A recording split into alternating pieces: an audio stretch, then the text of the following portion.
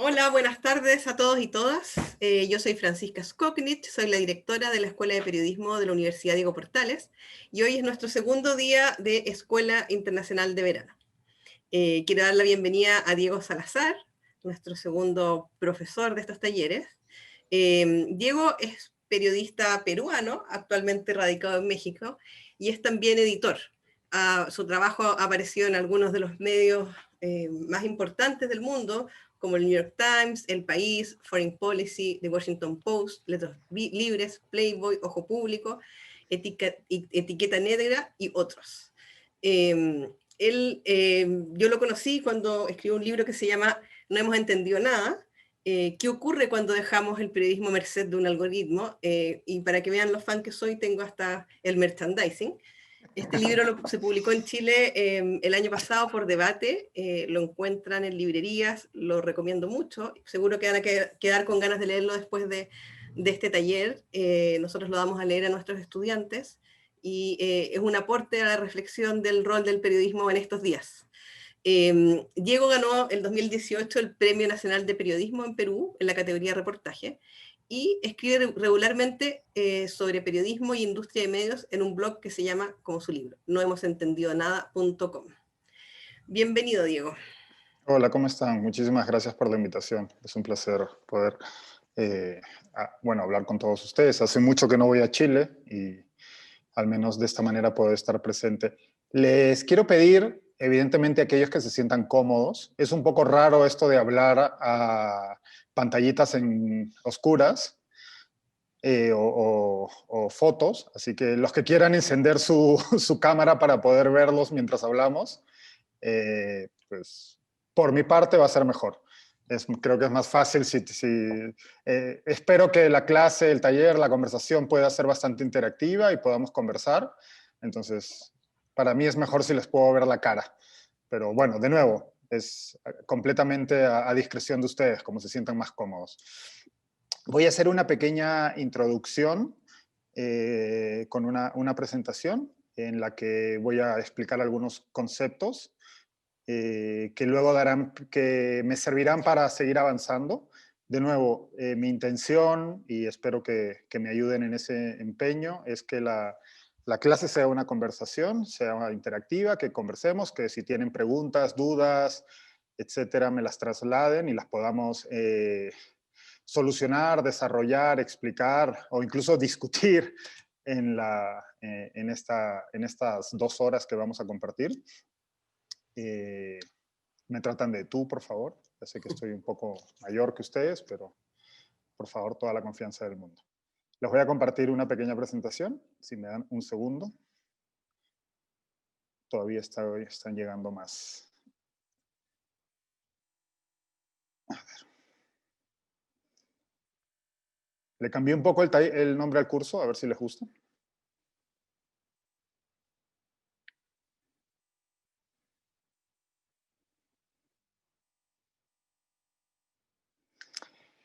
Como decía Francisca, bueno, soy periodista y editor. He trabajado mi carrera, soy peruano, pero viví 10 años en Europa, principalmente en España. Trabajé ahí en varios medios.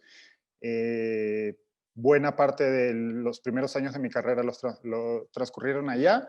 Luego, y bueno, allá empecé a colaborar mucho con medios en Latinoamérica, regresé al Perú, y uno de los empeños más importantes y que a mí más me sirvieron para pues entender este oficio y que de hecho fue el germen del libro del que hablaba Francisca hace un momento, fue mi trabajo como editor multiplataforma en un diario peruano que se llama Perú 21. El cargo de editor multiplataforma era un cargo que, bueno, inventamos, creamos con el director. En el escalafón del diario yo era el segundo al mando.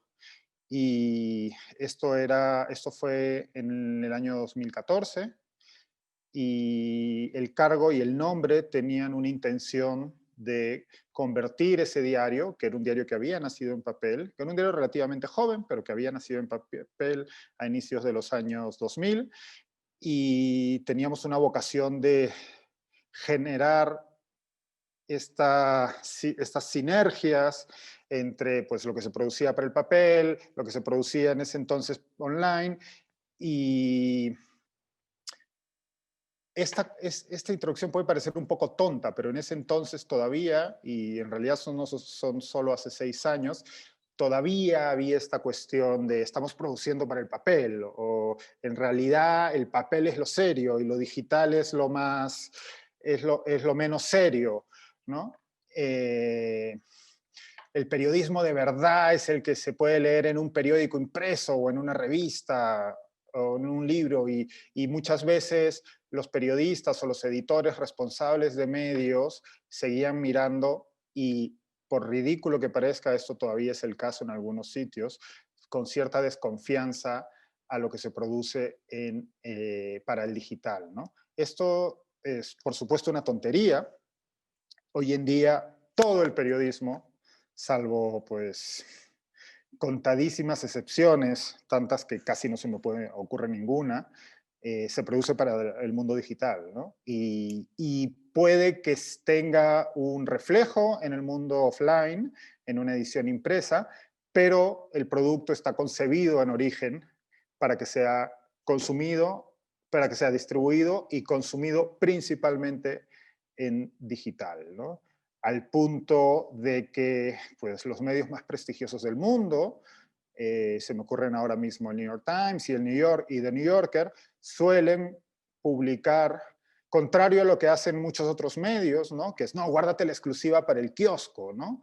Tengamos el gran reportaje, lo publicamos el lunes en impreso para que todo el mundo compre el diario.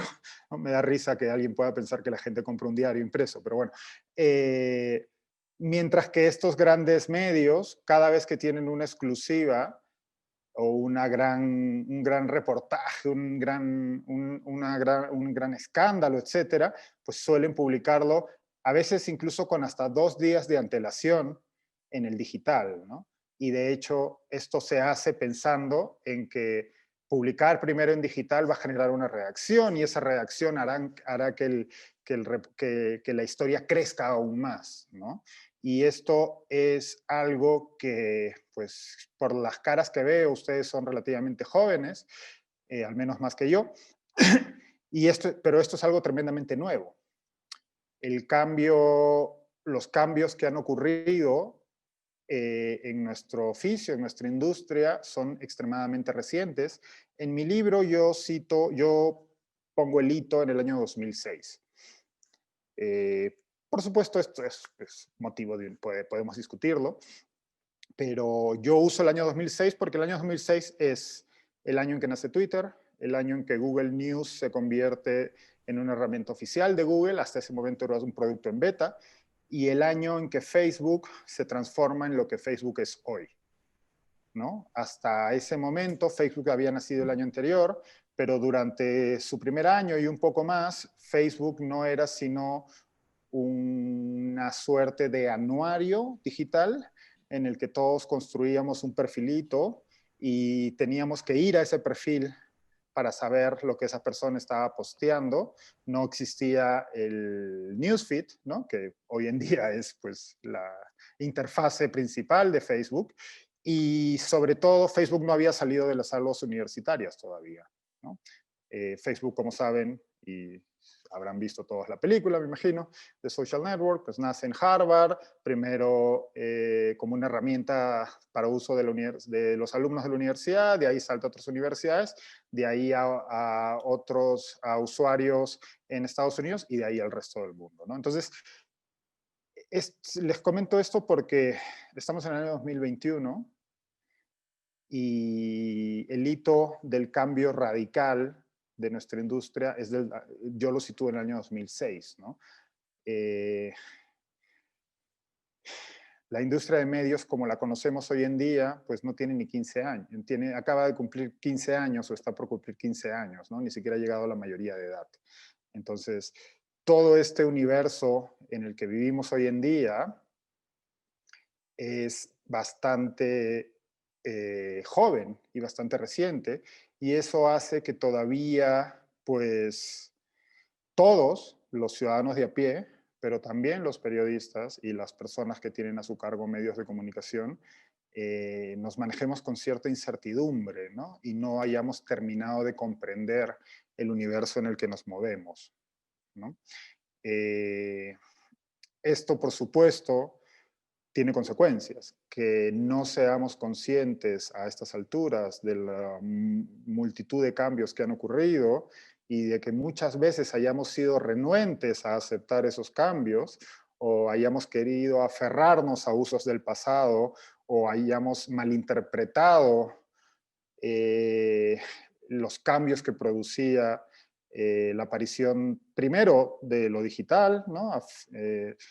Digamos, por Internet pues nace a finales de los años como un producto comercial en los años 80, pero como un producto de uso, entre comillas, masivo a nivel mundial a mediados de los años 90 y yo sería más cauto y lo situaría a finales de los años 90, ¿no? Yo todavía recuerdo, y esto va a sonar García Márquezco, ¿no? Yo todavía recuerdo cuando fui a conocer Internet, ¿no? Cuando estaba en la secundaria y un profesor, mi profesor de cómputo, de computación, nos llevó a mí y a otros alumnos a unas oficinas en Miraflores, en un barrio de Lima, a la red científica peruana a conocer Internet, ¿no? A usar por primera vez una computadora conectada a un módem. Esto les hablo fue en el año 94, me parece. Pero bueno, que a lo que iba es que este ecosistema de medios en el que nos encontramos hoy en día es extremadamente reciente, ¿no? Aunque pues el año 2020 pareciera que duró 10 años, en realidad en total pues llevamos solo 15 años viviendo en un mundo en el que todos los medios y buena parte del consumo de información, no solo noticiosa, pero noticiosa principalmente, se produce en un ecosistema online. Esto ha hecho que los hábitos de consumo de los usuarios cambien de manera radical y a su vez que ese cambio de hábitos de consumo cambie el modelo de producción de la información, ¿no? Les voy a poner un ejemplo muy claro. Francisca seguramente se acordará. Los dos somos algo mayores que ustedes. Cuando uno necesita, les voy a poner un ejemplo desde dentro de la industria y uno como usuario, ¿no? Cuando uno, por ejemplo, en los años 90 quería ir al cine, necesitaba el comprar el periódico. Cuando uno quería saber cuál era la programación televisiva, necesitaba comprar el periódico. Cuando uno quería alquilar un departamento, cuando quería vender un coche, cuando se le moría la abuela y necesitaba poner una esquela, cuando se había perdido los partidos de fútbol o el partido de fútbol de su equipo favorito y pues no había podido ver el noticiero y quería conocer los resultados y leer la crónica, tenía que comprar el periódico. Cuando, cuando quería saber el clima, saber cómo iba a ser el tiempo al día siguiente, tenía que comprar el periódico, ¿no? El periódico como tal era un paquete informativo compuesto de una serie de productos, de una serie de, hoy, lo que hoy llamamos contenido, y no todos eran de naturaleza noticiosa. Las noticias eran una parte de ese paquete informativo, ¿no? Y de hecho, la razón por la que los ciudadanos comprábamos ese periódico es porque ese paquete informativo te hacía la vida en sociedad, ¿no? En la comunidad en la que vivieses, más sencilla, más fácil, más... de nuevo, si necesitabas alquilar un auto, si necesitabas buscar empleo, durante décadas los periódicos vivían de estas gruesas secciones de avisos, ya sea de empleos, de venta y compra de cosas, etcétera, etcétera, etcétera, ¿no? Con la llegada, y más que con la llegada, perdón, con la difusión exponencial de Internet, principalmente a mediados y finales de los años 90, todos esos pequeños productos adláteres a las noticias, todo ese tipo de contenido que no era de naturaleza noticiosa, vuela a Internet y desaparece.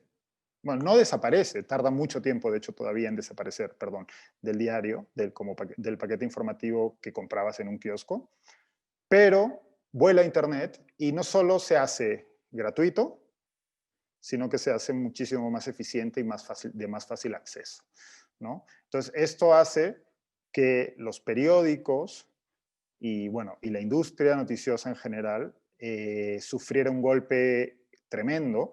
De hecho, si uno revisa los números de caída de ingresos de publicidad y de caída de ingresos de ventas de los diarios, ya empiezan por esos años.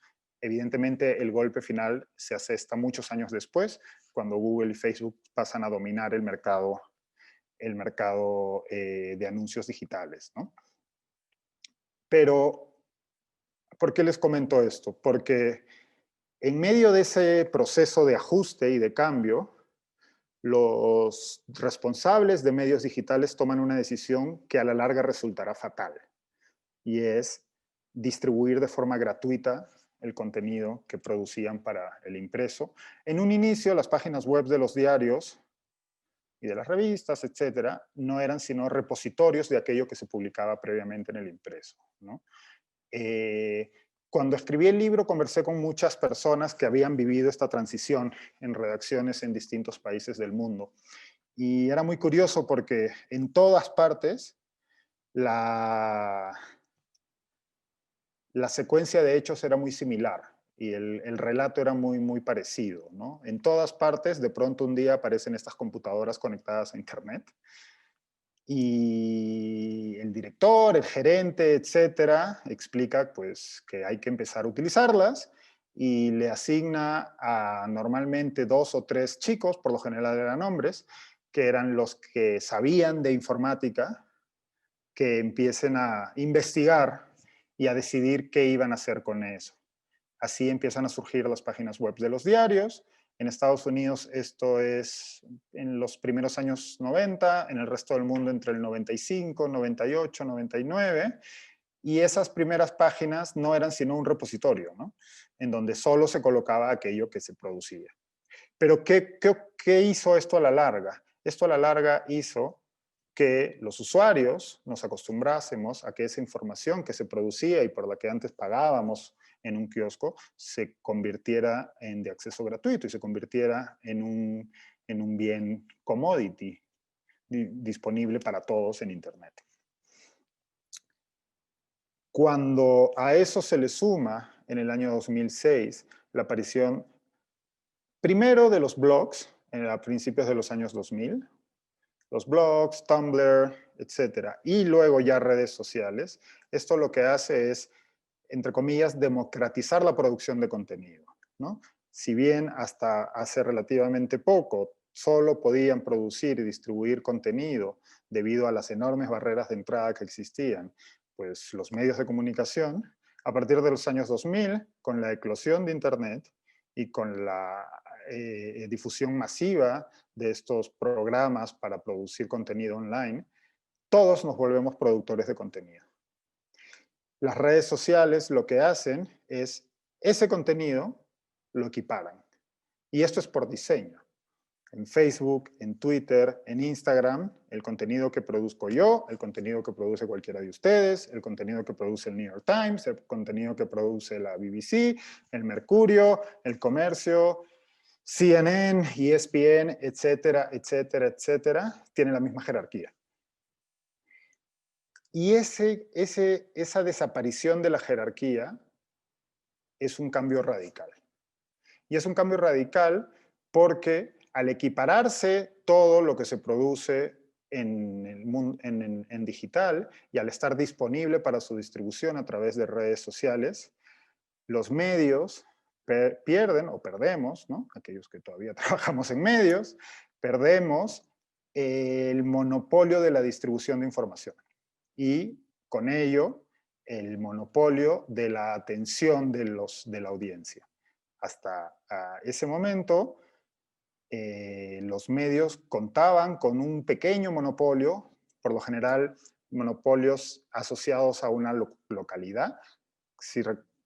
A mí siempre me gusta recordar que los diarios se suelen llamar o suelen llevar el nombre de la ciudad en donde están afincados, ¿no? Y esto no es, digamos, para hacerles honor, esto es porque tenía una razón comercial, tenía una razón lógica, porque hasta la llegada de Internet, la gran mayoría de diarios eran locales. Incluso los diarios que tenían, los medios periodísticos y diarios que tenían ambición de estatal o nacional, contaban con ediciones locales. Y esto tenía, por un lado, una intención de servir a esa comunidad facilitándole el tipo de información que requerían para pues, vivir en Santiago, en Concepción, en Lima, en Nueva York, etc. Pero por el otro lado también tenía una intención comercial, porque tú podías vender publicidad ya no solo a los anunciantes grandes, ¿no?, a nivel nacional, sino también a los anunciantes pequeños a nivel local. Entonces, todos estos cambios hacen que los medios perdamos el monopolio de, por un lado, de la distribución de información y por el otro lado, con ello, de la atención de la gente. Y, contrario a lo que muchos pensaban, ¿no? De nuevo, no sé si todos ustedes lo recordarán, pero hasta hace relativamente poco, tanto Mark Zuckerberg como Jack Dorsey, como otros grandes, grandes magnates de, de Internet y de las redes sociales, hablaban de nosotros lo que queremos es conectar al mundo, ¿no? Y conectar al mundo, en teoría, iba a hacer del mundo un lugar mejor, porque supuestamente en esta idea del mercado de las ideas, a más información, en un mercado de las ideas donde la información compite en igualdad de condiciones, prevalecerán las mejores ideas y los ciudadanos, le hace la audiencia, tomará mejores decisiones. Pues a estas alturas, en el año 2021, y pensando en acontecimientos muy recientes, de los que seguramente hablaremos en unos minutos, pues creo que ha quedado demostrado que la ecuación más información y más comunicación no necesariamente deriva en resultados positivos, ¿no? Y digamos que uno de las consecuencias de este enunciado es la aparición de lo que hoy en día llamamos desinformación o misinformation, o fake news o posverdad, ¿no? Que en realidad no es la aparición, las noticias erróneas, falsas o deliberadamente incorrectas han existido siempre. Lo que ha variado es el alcance y la facilidad con que se distribuyen, ¿no? Entonces, aquí les voy a hablar de un par de conceptos. Creo que esto es importante, ¿no? Primero que nada, yo, pese a que me parece que en la portada chilena de mi libro dice fake news, no en las otras, ya hace unos años yo he dejado de utilizar el término fake news. Me parece que es un término que tuvo una utilidad en su momento cuando apareció. Lo usamos como, o sea, se empezó a usar como lo usamos todavía en el año 2015, 2016, principalmente gracias a la campaña electoral norteamericana en la que salió vencedor Donald Trump. Y originalmente, no quien acuñó el término, pero sí quien popularizó el término y le dio un sentido del que nace el sentido que tiene todavía hoy, fue un periodista canadiense que se llama Craig Silverman, que es una de las mayores autoridades en desinformación y verificación.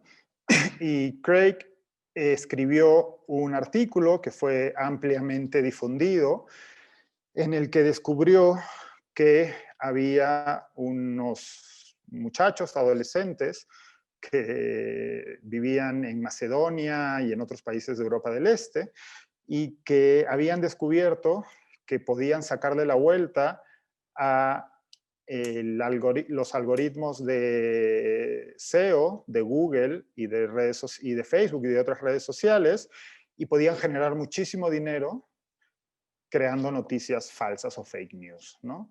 El ejemplo más famoso de estas noticias en esa época fue una según la cual el Papa le hacía un endorsement a Donald Trump, ¿no? Esa noticia pues tuvo una distribución masiva y generó muchísimo dinero. Entonces, en ese artículo original, Craig bautizaba ese tipo de información como fake news, ¿no?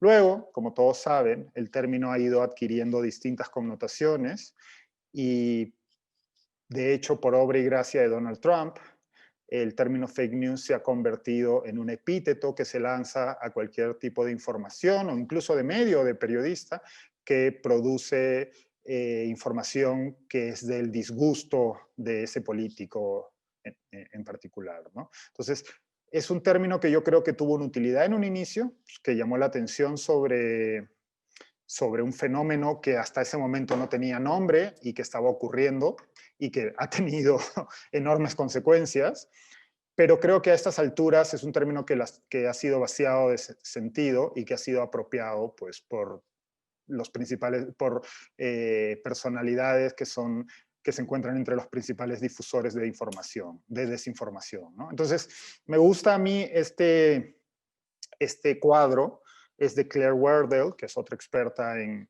estos temas, y ella hace una división, ¿no? Tienes misinformation por un lado, tienes disinformation al medio y malinformation al otro lado, ¿no? En el caso de misinformation, vendría a ser noticias que no son, que contienen errores o que han sido, o que están malinterpretadas y que no son deliberadamente falsas. ¿Me explico? O sea, es información que en muchos casos los medios de comunicación distribuyen o producen y que pues el periodista o el equipo de periodistas ha malinterpretado datos, no ha hecho el esfuerzo suficiente de verificación, ha entendido mal o no ha comprendido el contexto de la situación, entonces produce una noticia, un artículo, una información, un contenido que contiene información equívoca, pero no hay una intención de engañar a la audiencia. ¿Ok? En el medio, bueno, al otro extremo tenemos lo que se llama malinformation, ¿no? Que es ya no solo información errada, sino información perniciosa. Es información creada, expresa y deliberadamente para producir un daño a determinadas personas, a un target específico, a un grupo de gente, etcétera, etcétera, ¿no? Pone como ejemplo el uso de información privada que se saca de contexto, información personal, el, el mal llamado porno de venganza, etcétera, etcétera, ¿no? Y en el medio tenemos, digamos, yo creo que es la categoría más amplia y más comentada, que es lo que Claire Wardell llama disinformation y que en castellano podríamos llamar desinformación. Creo que en castellano, de hecho, es incluso el término es más, más certero, porque ya, ¿no? Tiene una carga de intencionalidad, ¿no? Es contenido deliberadamente falso, producido para engañar a la audiencia. Si ven, hay una diferencia con el malinformation. No es un contenido deliberadamente falso o creado o utilizado para generar un daño o generar violencia, etc. Pero sí es contenido que está generado de forma deliberada para engañar a la audiencia. Y por lo general se trata de, pues, o bien de propaganda política, o bien de teorías de la conspiración, que, como podremos seguir conversando más adelante seguramente, por lo general también las teorías de la conspiración tienen una fuerte carga ideológica y una intencionalidad política, ¿no? Este es otro cuadro. Uno de los problemas de la información distribuida en redes sociales, y hoy en día, pues una buena parte de la difusión de información ocurre en redes sociales. digamos, cuán importantes son las redes sociales para la difusión de información y desinformación, pues depende, ¿no? Esto ha venido variando debido a que las redes sociales funcionan con algoritmos cuyo funcionamiento desconocemos, ¿no? A esto se le llaman algoritmos opacos, ¿no? Nosotros no sabemos cómo hace Facebook o cómo hace Twitter o cómo hace TikTok o cómo hace Instagram, etcétera, para decidir qué contenido va a tener mayor engagement, mayor audiencia, mayor impacto, etcétera, etcétera. Intuimos, ¿no? Todas las personas que se dedican a trabajar en SEO, ¿no? En optimización de buscadores o en social media, pues van afinando sus conocimientos en base a lo poco que van publicando estas empresas, pero en realidad no tenemos cómo saberlo, ¿no?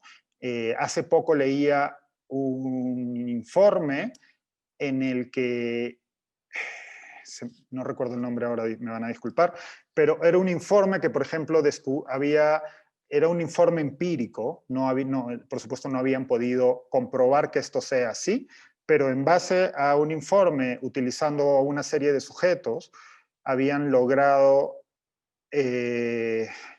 descubrir que presuntamente, de nuevo, porque no sabemos cómo funciona esto en cada compañía, y cuando se les pregunta, y créanme que yo he intentado preguntar también, no dan respuesta, pero, por ejemplo, en Instagram, por lo general, una foto de una señorita ligera de ropa iba a tener mayor engagement y mayor audiencia que una foto similar con más prendas encima, ¿no?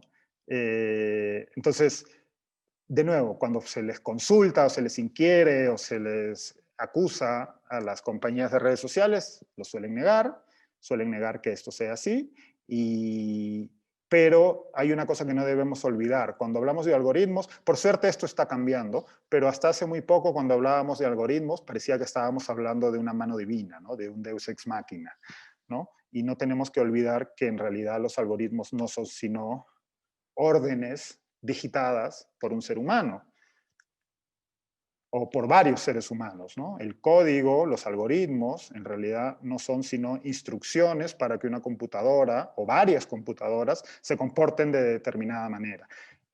Por supuesto, pues es muy distinto el código que ingresábamos, los que aprendimos a programar en Pascal y en DOS en los años 80, 90, ¿no?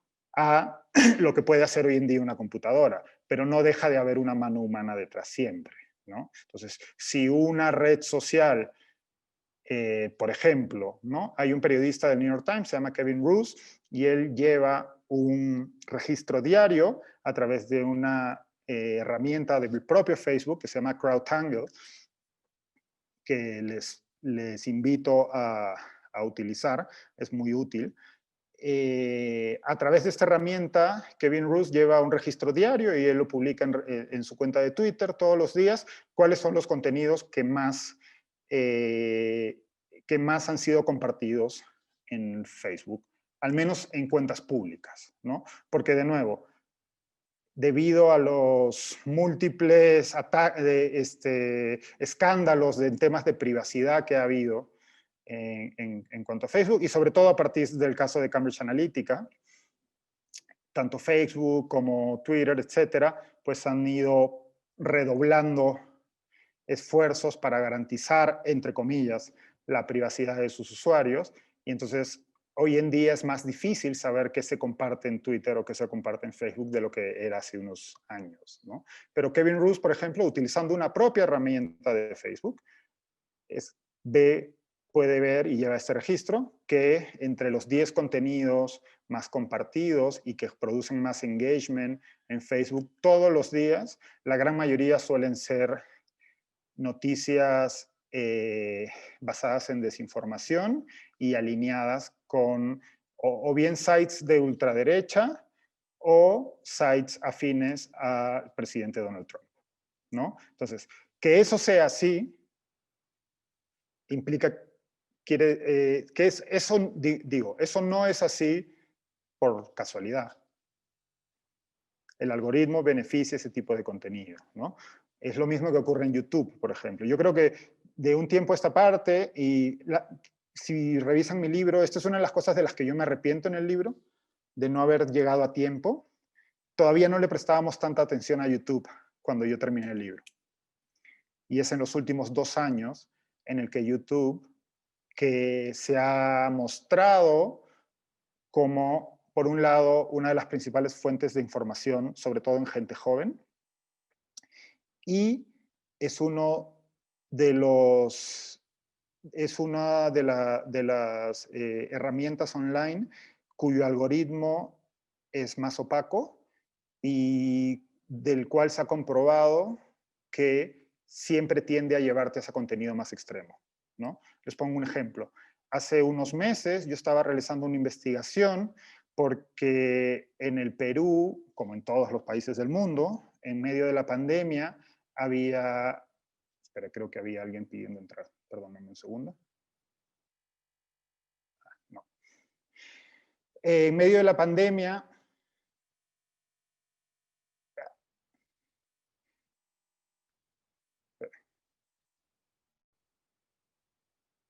Perdón, se me descuajerincó la pantalla. Ahí está. En medio de la pandemia había una cantidad de información circulando en redes sociales y de la que se hacían eco los medios tradicionales, de médicos y no médicos haciendo llamados por el uso de tratamientos no autorizados para el coronavirus. Así que me pasé un par de días buscando información al respecto en YouTube. Y digamos que luego de ver 20 videos de esto, lo siguiente que me mostraban era conspiraciones antisemitas en las que Soros iba a conquistar el mundo. Lo tengo registrado, tengo las capturas de pantalla. O sea, empecé viendo, ¿no? Ivermectina, dióxido de cloro, médicos que propugnaban el uso de estos. Y digamos, si yo seguía el rabbit hole, ¿no? El agujero de conejo del algoritmo de recomendación de YouTube para seguir viendo el contenido supuestamente relacionado, cada vez me mostraba un contenido más extremo y que me llevaba a estas teorías de la conspiración, ¿no? De usar dióxido de cloro me llevaba a la pandemia, de la pandemia me llevaba a Bill Gates y los chips que nos iban a colocar a todos, supuestamente, y de ahí me llevaba a que Soros pues, es la reencarnación del mal, y ya imagino que el siguiente clic me iba a llevar a los protocolos de Sion. Pero bueno. Entonces, uno de los problemas de las redes sociales, y esto tiene una incidencia fundamental en la distribución de desinformación, es la ausencia de contexto. Yo he escrito varias veces, y llevo varios años hablando de esto, de cómo las redes sociales son el reino de la falta de contexto, ¿no? Entonces, por ejemplo, este cuadro que tienen enfrente, ¿no? Te pones distintas categorías de contenido que la sátira o la parodia, ¿no? ¿Cuántas veces no ha pasado que contenido de El Mundo Today, de The Onion, de estos sites que son satíricos, que existen en buena parte de los países del mundo, no sé cómo se llama el site chileno, me imagino que también existe, en todos los países pues hay 1 o 2 de estos periódicos online que hacen noticias de chiste, de broma, ¿no? Pero que claro, al ser distribuidos en redes sociales, el contexto necesario para que esa broma sea comprendida y sea tomada como una broma desaparece. Y eso hace que lo que nace como una sátira se convierta en misinformation, y del misinformation se convierta en manos de alguien con ganas de confundir directamente en desinformación, ¿no? Hay una famosa ley de Internet, no sé si están relacionados con ella, que se llama la ley de Poe. La ley de Poe dice que en Internet es imposible crear una parodia de algo sin que haya gente que piense que es real. ¿no? Que no importa cuán extrema sea tu broma, ni cuán ridícula sea la sátira, siempre va a haber gente que piense que lo que estás afirmando es cierto, ¿no? Y esta ley nació en los foros de Internet a principios de los años 2000, pero las redes sociales la han llevado a la enésima potencia, ¿no? Entonces, ¿por qué las redes sociales son el caldo de cultivo perfecto para la divulgación de desinformación? Bueno, por un lado por esto, por la falta de contexto, y por otro lado, por esto, ¿no? Esta es una caricatura de una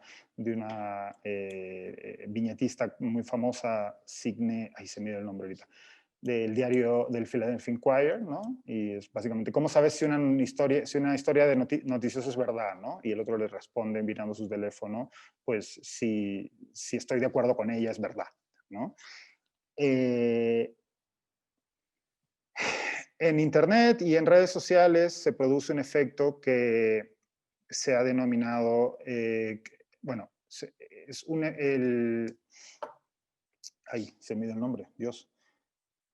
Una burbuja de autoconfirmación. Uno genera una burbuja de un ecosistema en el que solo recibe información que confirma sus propios prejuicios y sus propias ideas preconcebidas, ¿no? Esta burbuja tiene un mecanismo de doble entrada. Por un lado, la generamos nosotros mismos. Los seres humanos, por lo general, tememos a lo diferente y por lo general tendemos a asociarnos, juntarnos, relacionarnos con personas similares a nosotros mismos. Esto es así, es parte de la naturaleza humana. Pero por el otro lado, los algoritmos de redes sociales refuerzan esto. Refuerzan esto porque los algoritmos de redes sociales están constantemente aprendiendo no solo de nuestro comportamiento online, sino del comportamiento de las personas con las que nos relacionamos online. Entonces, están constantemente bombardeándonos con información que el algoritmo o los algoritmos presumen que nos interesa y presumen que nos importa, ¿no? Entonces, esto hace que muchas veces uno pueda pasarse el día entero sin toparse con una noticia o una información que le haga dudar de sus convicciones o de sus prejuicios, ¿no?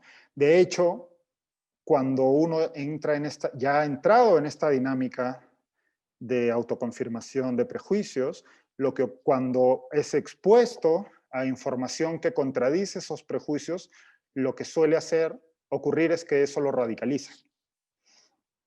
Lo hace parapetarse, como está tan desacostumbrado a la exposición de información contradictoria que contradiga nuestras creencias y nuestros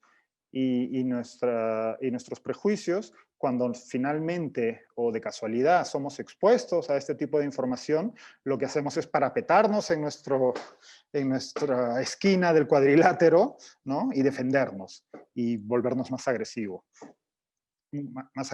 ¿no? ¿Qué ha ocurrido con esto? Lo que ha ocurrido es que, como les decía antes, los medios de comunicación han aprendido que esa es la manera en que consumimos información, ¿no?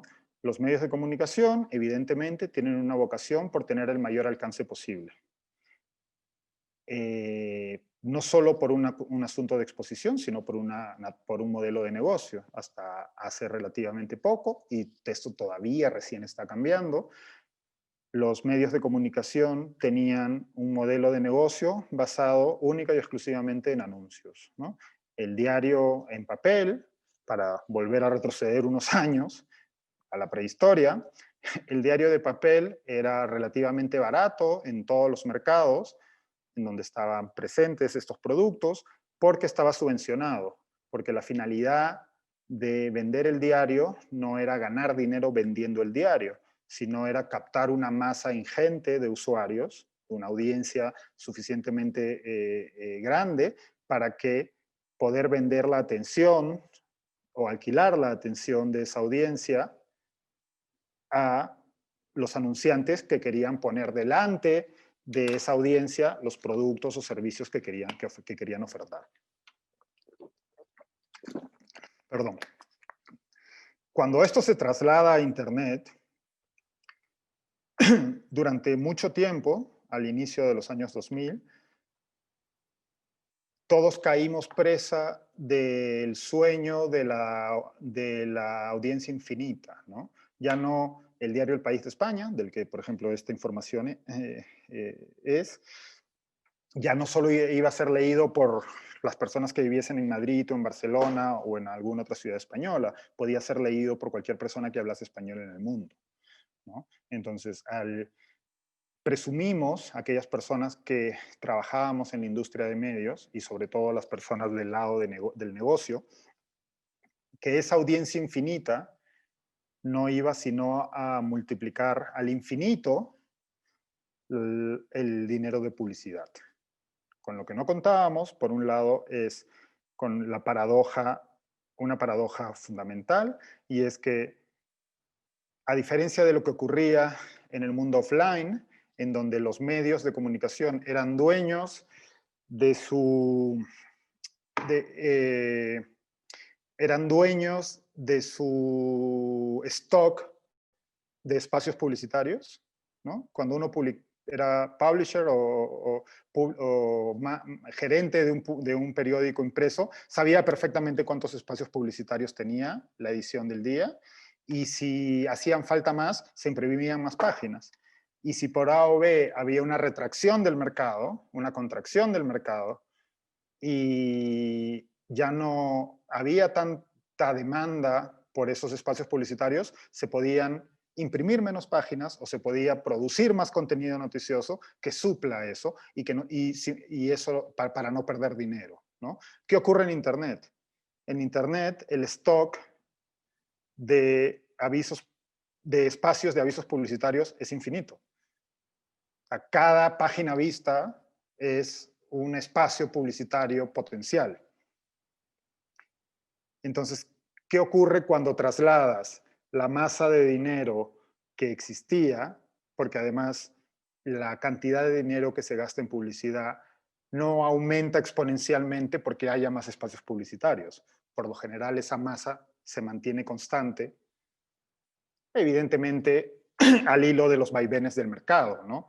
En el año 2020, en medio de una pandemia, pues la cantidad de dinero publicitario gastado por las empresas ha sido muchísimo menor. Pero ¿qué ocurre cuando esa cantidad de dinero, en lugar de estar distribuido en una cantidad X de espacio de avisos publicitarios, tiene que ser distribuida en una cantidad infinito X de espacio publicitario? Pues los precios de los anuncios tienden a la baja y la tarta publicitaria tiene que repartirse entre más jugadores. Eso, que es un modelo que empezó a fallar a principios de los años 2000, bueno, la industria todavía está viviendo esa crisis y esos coletazos, ¿no? Esto ha llevado a que buena parte de la industria, sobre todo los medios de más prestigio, estén virando el timón hacia un modelo de negocio basado en la suscripción, en donde tu cliente principal ya no son los anunciantes desde el punto de vista económico, sino tu cliente principal son los propios usuarios, tu propia audiencia, ¿no? Pero todavía estamos viviendo los rezagos de esa explosión de principios de los años 2000, en la que de lo que se trataba era de generar un volumen gigantesco de visitas o de usuarios únicos. ¿Esto en qué se traduce? Pues eso se traduce en que, habiendo aprendido cómo consumimos información los usuarios de Internet y los usuarios de redes sociales, pues se traduce en titulares como este, ¿no? Cuando uno iba a ver la noticia, sabía que la persona había muerto por una enfermedad completamente pretérita a la administración de la vacuna, que no tenía ninguna, o de la vacuna o del placebo de la vacuna, porque de hecho en la nota ni siquiera sabían si siendo parte de un ensayo clínico si la persona que murió había recibido una dosis real de la vacuna o había recibido un placebo, ¿no? Entonces, los medios, en busca de esa audiencia en Internet, se han convertido, pues, en esto, ¿no? No sé si todos, yo tengo hasta el sticker de esta pelea de hermanas, me parece, me lo mandó alguien, ¿no? Tienes un periódico como El Universal, que es probablemente el diario más importante de México, pues, o sea, ni siquiera le han puesto una venda en los ojos a esas niñas, ¿no?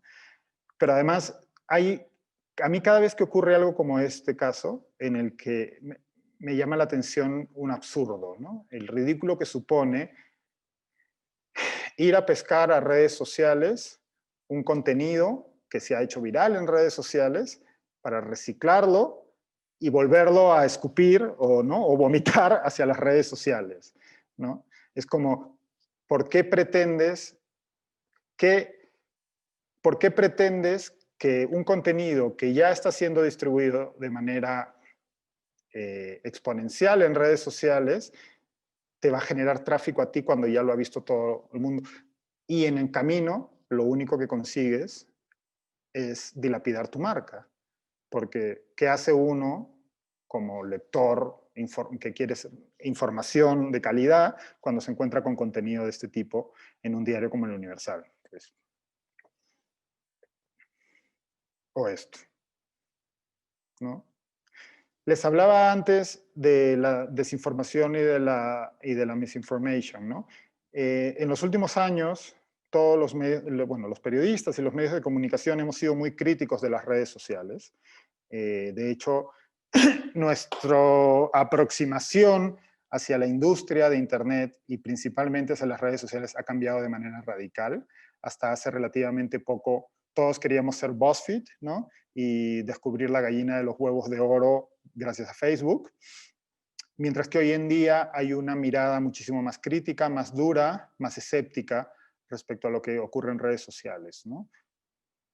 Sin embargo, ese cambio de mirada, ese cambio de perspectiva, no ha incluido una autocrítica de parte de los medios de comunicación y del trabajo periodístico, ¿no?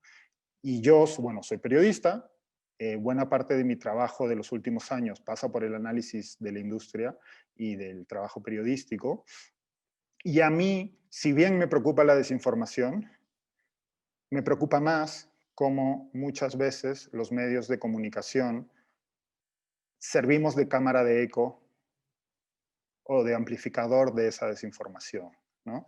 Porque si bien, como les decía antes, los medios de comunicación hemos podido haber perdido audiencia y hemos podido haber perdido el monopolio de la difusión de información, lo que no hemos perdido todavía, y remarco el todavía porque estamos haciendo mucho mérito para ellos,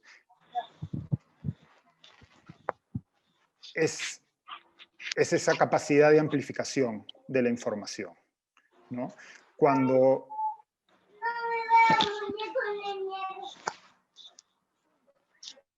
Ya está. A alguien se le quitó el mute. Les decía, ¿no? Cuando los medios no hemos perdido todavía ya está. No hemos perdido la capacidad de amplificar una información. Esa desinformación que nace muchas veces en foros oscuros de Internet, ¿no? Y podemos hablar de este tema en los próximos minutos cuando pasemos a revisar algunos casos. Esa información que nace en foros oscuros o que nace en declaraciones de personajes interesados, en realidad cuando explota y cuando consigue su audiencia principal es cuando llega a un medio con relativo prestigio, ¿no? Y es ahí en donde los periodistas tenemos una enorme responsabilidad, una responsabilidad de la que no nos estamos haciendo cargo, ¿no? Todavía yo creo, y a continuación voy a acabar la pequeña introducción que creo que se me ha estirado un poco y vamos a pasar a algunos ejemplos que yo he analizado y he visto en los últimos años de cómo medios de prestigio, medios que son marcas reconocidas por la audiencia, que tienen una relación de confianza con sus lectores, se hacen eco de desinformación, muchas veces de forma inadvertida, ¿no? Y esto ya, o sea, sea de forma advertida o inadvertida, es igual de grave, porque la naturaleza del oficio periodístico pasa por la verificación de la información, ¿no? Vamos a pasar a algunos ejemplos. Espero no haberlos aburrido mucho con la introducción. Espera, que hay unos comentarios en el chat antes de seguir. Ahí está. Ah, no, era sobre una herramienta. Antes de que siga, ¿alguien tiene una duda, una pregunta? Vamos a permitir un par de preguntas, si a Francisca le parece bien, por si hay que aclarar algún concepto antes de seguir. No sé si todos saben ahí la opción de pueden levantar la manito en la herramienta, al lado de su nombre en el chat. Es ahí, ¿no? Si alguien tiene una pregunta. ¿No? Está bien, son jóvenes, son tímidos. Mira, hay alguien que quiere hablar. Sí, déjame que te encuentre, Atena, para quitarte el mute. Listo. Atenas, perdón. Hola, ¿qué tal? Buen día, ¿me escuchan? Sí, perfecto. ¿Qué Cuéntanos. tal? Mucho gusto, maestro. Mucho gusto a todos. Mi nombre es Atenas Lizárraga. Yo egresé de la licenciatura en Ciencias de la Comunicación con especialidad en Comunicación Política. He trabajado como reportera y mi último trabajo fue como estratega de campañas políticas. Muy bien. Evidentemente, con todo lo que En Chile. ustedes están en Chile. en México. En Ciudad de México. Ok. Pues con todo lo que usted está mencionando prácticamente, pues sí, actualmente hay este tipo de técnicas que se realizan, como es la realización de distintos grupos de cuentas alternas que propician un contenido falso y que además de eso van de la mano con bots. Todo este proceso que usted menciona es muy cierto y desafortunadamente es cuando pues sí te quedas pensando de, ay, ¿qué tan cierto es, no? De tanta información que tú le metes y pues había veces que sinceramente sí pedían a los communities que se hicieran noticias falsas para desacreditar a AMLO, para apoyar a Frena, memes, sobre todo tipo de caricaturas, que te hacen ver esa parte que uno como persona normal, sin estudios, sin conocimiento, se puede creer esa información. ¿Por qué? Sin Porque duda. lo producen en distintos medios de comunicación, en blogs, en grupos privados o abiertos de Facebook, y también pues va acompañado mucho de los bots, que los bots pues te ayudan bastante como para creer y ser fieles a esa información que se postea, que realmente es pura desinformación. Esto que menciona Atenas por un lado es absolutamente cierto, pero por otro lado, para mí lo más sorprendente muchas veces es que los propios periodistas, e incluso periodistas que hacen cobertura política, o bien ignoran o bien deciden ignorar que esto ocurra, ¿no? Y todavía hoy en día hay quienes se fijan en los trending topics de Twitter, ¿no? Para decidir qué temas son relevantes o qué temas son importantes, o de qué temas está hablando la gente, entre comillas, cuando en realidad, pues manipular los trending topics es extremadamente sencillo, ¿no? Y como bien dice Atenas, pues ahí se utilizan distintas tácticas y además que son extremadamente baratas y de acceso muy elemental para o bien inflar el engagement o la amplificación de un tipo de contenido, de un hashtag, de una imagen, y también se utilizan como herramienta para acallar a los críticos, ¿no? Esto lo estamos viendo en todas partes. Aquí en México, yo vivo en México, no sé si como Atenas, y aquí se ve todos los días, ¿no? Hay una guerra por el trending topic entre los partidarios, o más bien, entre los bots de un lado y los bots del otro lado, ¿no?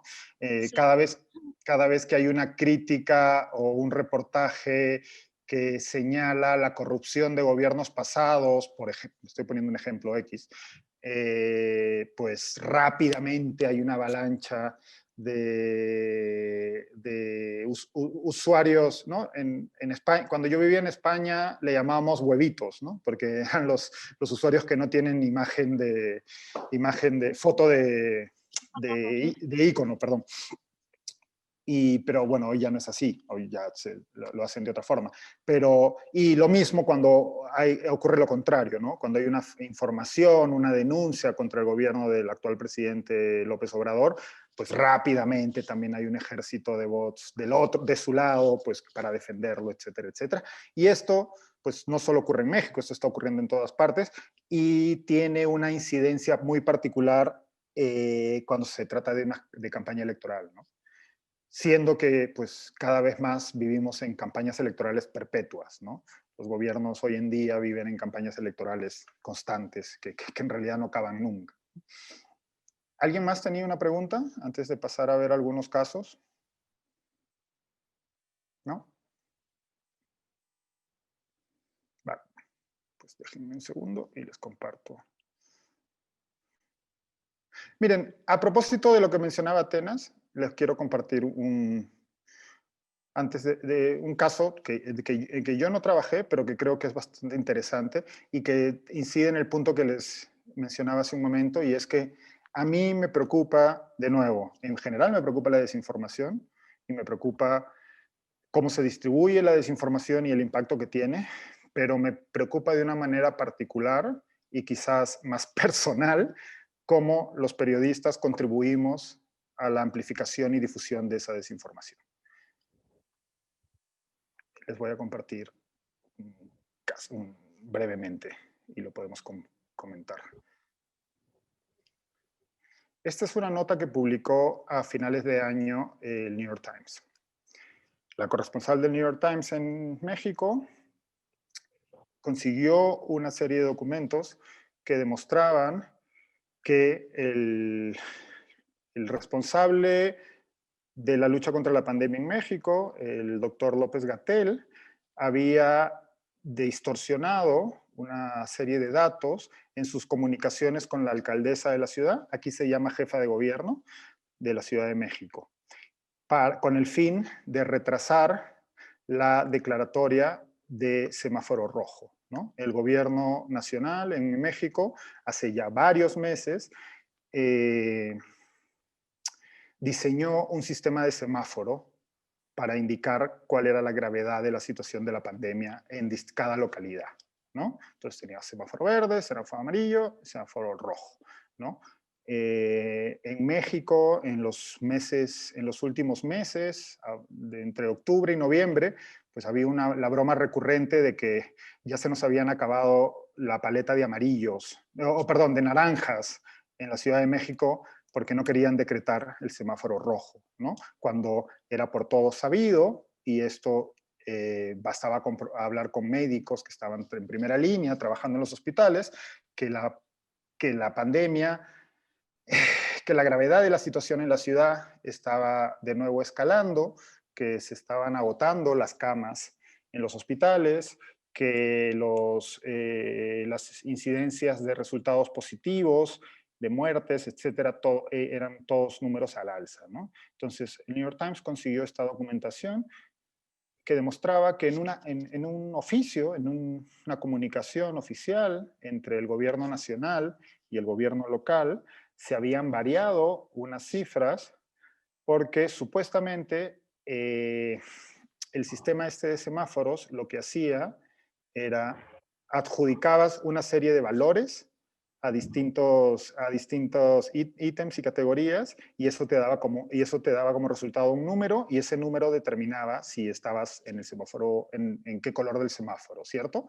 Entonces, al variar uno de esos colores, colores, al variar algunos números de algunos datos, pues el número quedaba por debajo de lo requerido para determinar el semáforo rojo. Bueno, como imaginarán, pues esto fue un pequeño escándalo, ¿no? Más aún con los extremadamente altos niveles de popularidad del gobierno, del actual gobierno de México. Rápidamente, tanto la jefa de gobierno como el subsecretario López-Gatell se aparecieron en distintos medios a decir que era mentira, ¿no? Pero había algo muy particular en su supuesto desmentido. Era mentira, era una patraña, era... Aquí les recopilé algunos de los ejemplos. Perdón. ¿No? Era información imprecisa, es un ejemplo de la infodemia, decía López-Gatell, pero había algo muy curioso. En ninguno de los casos rechazaba la información. Decía que era una mentira, pero no especificaba cuál era el error o qué es lo que era erróneo, ¿no? Y sin embargo, todos los medios mexicanos, todos, y a mí eso me llamó la atención, estuve cerca de escribir algo, pero estaba con otro proyecto y la verdad que no me dio tiempo, todos, ¿no? Titulaban sus notas de esta manera, ¿no? Citando directamente al subsecretario y reproduciendo pues sus acusaciones, ¿no? Es una mentira, es información imprecisa, pero nadie se cuestionaba cuál era la información imprecisa. Cuando finalmente, 2 días después, un periodista en la radio, o una periodista creo, le pregunta por las discrepancias entre los números, la respuesta ya es de risa, ¿no? Viene a decir que la información que tenían era errónea porque en realidad lo que ocurría es que el número de camas se había incrementado más rápido de lo que podían haber registrado en la información oficial.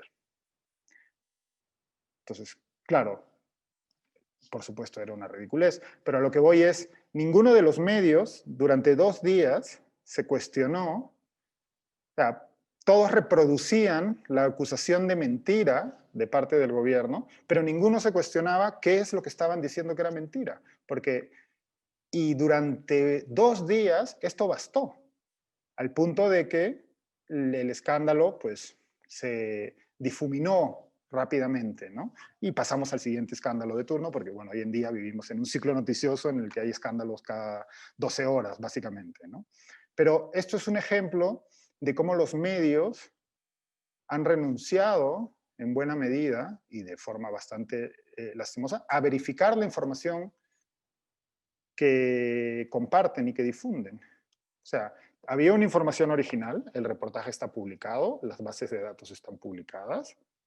De hecho, el reportaje, excepto un documento, todo el resto de la data era perfectamente accesible para cualquier ciudadano.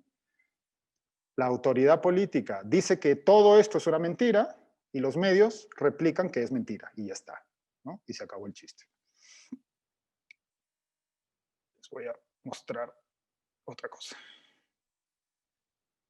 Un segundo.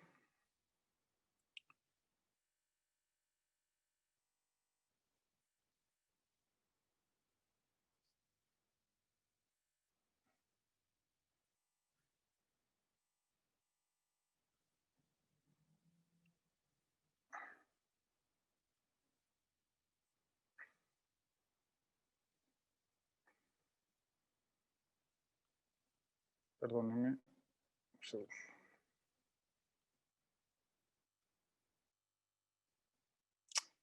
Así es como los... Ah, perdón, no está compartido. Qué ganas de tener una clase presencial, ¿no? Así es como los medios se hacen eco de la desinformación, en cosas tan ridículas como esta. ¿Están viendo todos la pantalla? Esto es de hace ya casi un par de años. Yo soy apasionado de las teorías de la conspiración y de hecho me he pasado los últimos meses hablando bastante sobre el tema en distintos programas de televisión y programas de radio porque he escrito al respecto. y es un tema que me apasiona y que creo además que está muy de moda, ¿no? Y de mucha actualidad. Si quieren luego podemos pasar a hablar de algunos temas de actualidad si es que pierden la timidez y hacen preguntas. Pero este, por ejemplo, fue algo que me llamó mucho la atención en su momento, al punto de que pues me puse a rastrear qué es lo que había ocurrido y escribí esto al respecto. Esto no está en el libro, esto es posterior. Según el diario ABC, que bueno, es uno de los diarios más antiguos y conocidos de España, pues Rusia iba a organizar una misión a la Luna para investigar si es que Neil Armstrong llegó a la Luna, ¿no? Como todos saben, pues la teoría de la conspiración, según la cual Estados Unidos en realidad nunca puso un astronauta en la Luna y todo fue todo fue un invento, pues es una de las teorías de la conspiración más populares.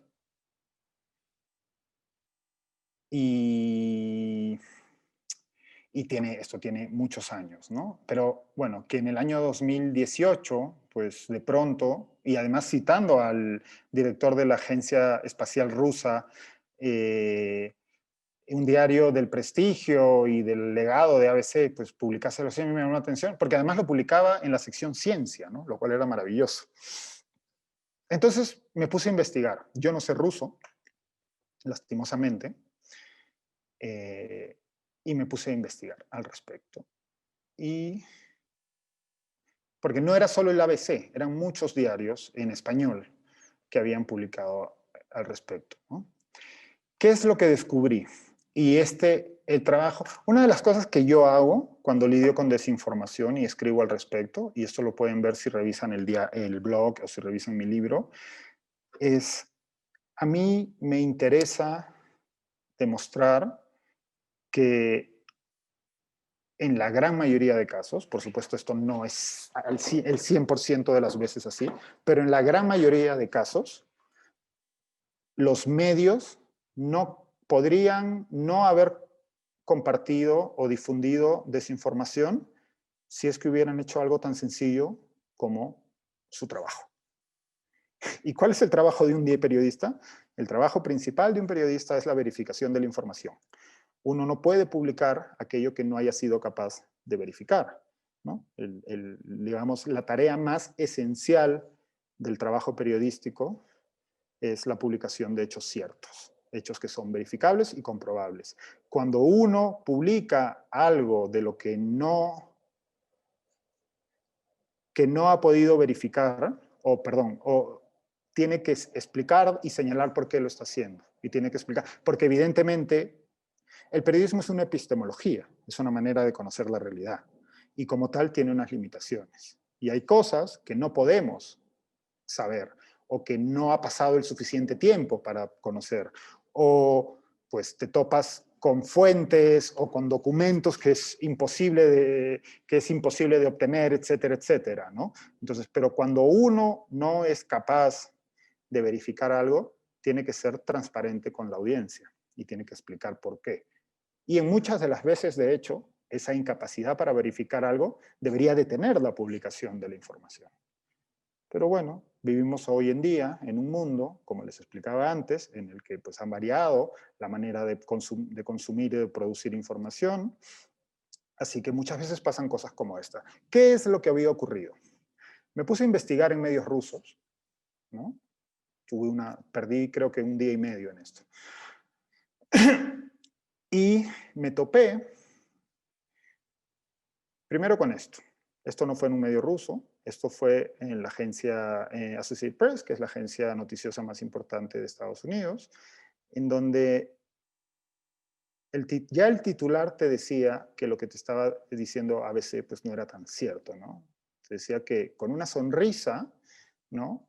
El oficial, este director de la agencia espacial rusa, había dicho que iba a verificarlo. Ese ya con una sonrisa, pues implicaba que el tipo no estaba yendo tan en serio como nos habían hecho pensar.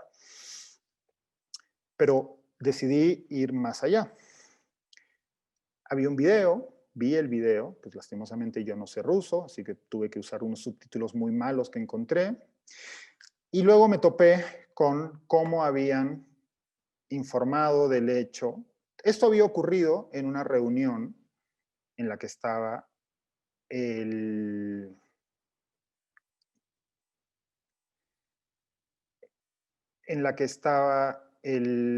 director de la agencia rusa con uno de sus pares norteamericanos. Y en medio de la conversación, en un momento, pues hay un desacuerdo, entonces dice algo así, ¿no? Como que, pues, entonces nosotros vamos a verificar si en realidad llegaron a Estados Unidos los norteamericanos, ¿no? La agencia noticiosa rusa, RIA, en un primer momento informó del hecho sin mencionar, pues, que había sido probablemente una ironía, ¿eh?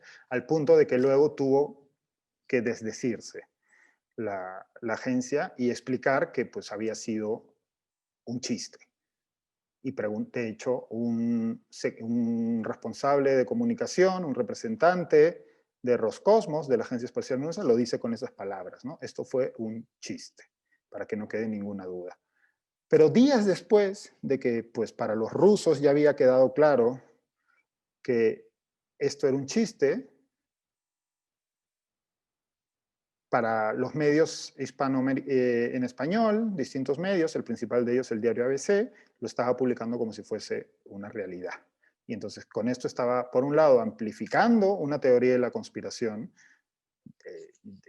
desacreditada hasta el infinito, como es que no se llegó a la Luna, que Neil Armstrong y Buzz Aldrin no llegaron a la Luna, pero a la vez estaba creando una nueva, en la que ahora la agencia rusa iba a ir a verificarlo, ¿cierto?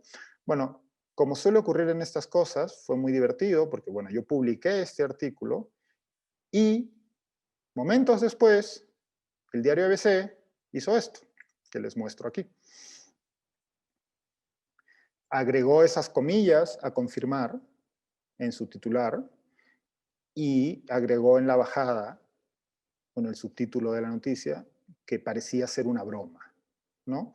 Por supuesto, en ningún momento informaban de esto a sus lectores, ¿no?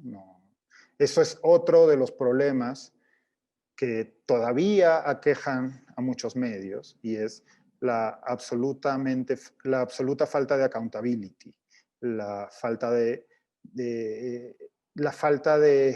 no solo no piden disculpas por lo que hacen cuando se cometen errores, sino que realizan verificaciones correcciones, rectificaciones bajo la mesa, sin informar a los lectores, a su audiencia, de que les están haciendo, ¿no? Por suerte, como todos sabemos, en Internet todo es verificable y todo queda registrado de una u otra manera.